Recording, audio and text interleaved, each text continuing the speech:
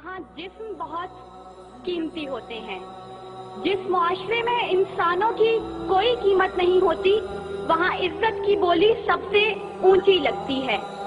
जिस मुआशरे में इंसानों की कोई कीमत नहीं होती, वहाँ बिनते हवा सरे बादशाह तबले की थाप पर नाचती है। और जिस मुआशरे में इंसानों की कोई कीमत नहीं होती, वहाँ भूख तहजीब के आदाब भुला देती है। यहाँ हवस के पुजारी स्याह रातों में सफेद जिस्मों का जीवन स्याह करते हैं। यहाँ पे नाचते पैरों की थाप बिकती है, यहाँ पे जागती आंखों के ख्वाब बिकते हैं, यहाँ पे फूल से होंठों की प्यास बिकती है, यहाँ पे जिस्म है बिकते शबाब बिकते। आली वकार भूख 2 वक्त की रोटी के एवज बिनते हवा को इब्ने आदम की हवस का निशाना बनने पर मजबूर कर देती है, लेकिन कहीं कोई कयामत नहीं उतरती। 14 साला बीरा अपनी असमत लुटाने के बाद जान से भी हाथ धो बैठती है, लेकिन कहीं कोई कयामत नहीं उतरती। थर की जलती रेत पर नंगे पांव चलने वाली कौम का सदर इस्लामाबाद की सड़कों पर मर्सिडीज में सफर करता है, लेकिन कहीं कोई कयामत नहीं उतरती। बलोचिस्तान की खुश्क-साली पर एयर कंडीशन कमरों में मिनरल वाटर पी पी कर गौर किया जाता है, लेकिन कहीं कोई कयामत नहीं उतरती। ये शाहराहें इसी वास्ते बनी थी क्या कि इन पर देश की जनता सिसक सिसक कर मरे। जमीनें क्या इसी कारण अनाज उगला था कि नस्ल आदम और हव्वा बिलक बिलक कर मरे। मिले इसीलिए रेशम के ढेर बुनती है कि दुख्तराने वतन तार तार को तरसे। चमन को इसीलिए माली ने खून से सींचा था कि उसकी अपनी निगाहें बहार को तरसे। आली वकार, यह है इस्लामी जमहूरिया पाकिस्तान, जहां हर कोई अपनी धुन में मगन है। सर खुजाने की फुर्सत नहीं, दाएं बाएं की फिक्र नहीं। हर शख्स भूखा है। कोई इक्तदार का तालिब है तो कोई शोहरत का भूखा, कोई दौलत का परिस्तार है तो कोई पेट का भूखा, कोई भांग के एक प्याले के एवज अपना सब कुछ निछावर करने पर आमादा तो कोई ताकत का भूखा। कह तो रजाल बढ़ता चला जा रहा है। तहजीब और तमद्दुन के पैमाने टूट फूट का शिकार होकर वक्त की नाकदरी का गिला कर रहे हैं। हम ज़वाल की आखिरी हदों के भी आखिर पर पहुंच चुके हैं। इंसाफ मुहैया करने वाले इदारे सिसक सिसक कर दम तोड़ रहे हैं।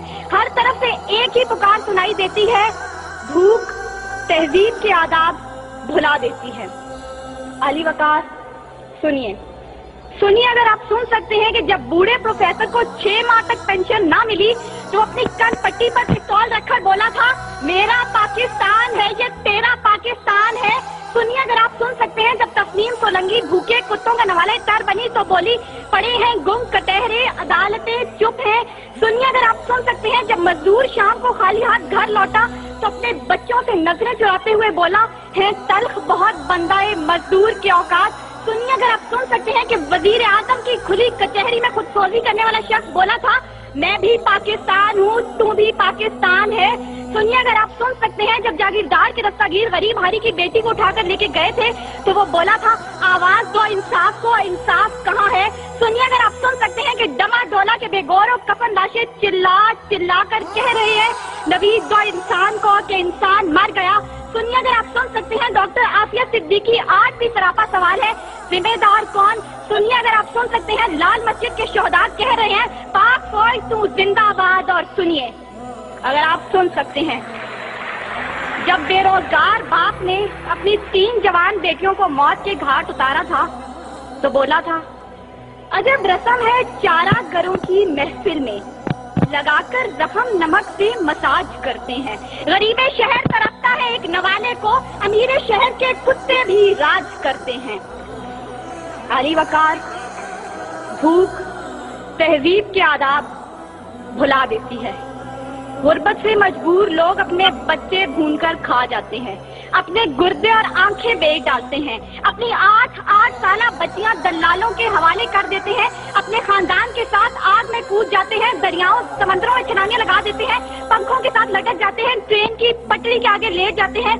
गुर्बत, जुल्म और महंगाई से मजबूर लोग अपने मासूम बच्चों के गले काट देते हैं। अली वकार, صدارت، وزارت اور عمارت کے بھوکے تہذیبی اقدار کو پامال کر دیتے ہیں. کبھی تو چند کھوٹے سکوں کے بس قوم کی بیٹیوں کو بیچ ڈالتے ہیں، تو کبھی مساجد کا تقدس پامال کرتے ہوئے انہیں لہو رنگ کرتے ہیں، اور کبھی اپنی ہی عوام سے کہتے ہیں میں تمہیں وہاں سے نشانہ بناؤں گا کہ تمہیں پتہ بھی نہیں چلے گا. جب لوگ یہ کہتے ہیں خدا دیکھ رہا ہے، میں سوچنے لگتا ہوں کیا دیکھ رہا ہے.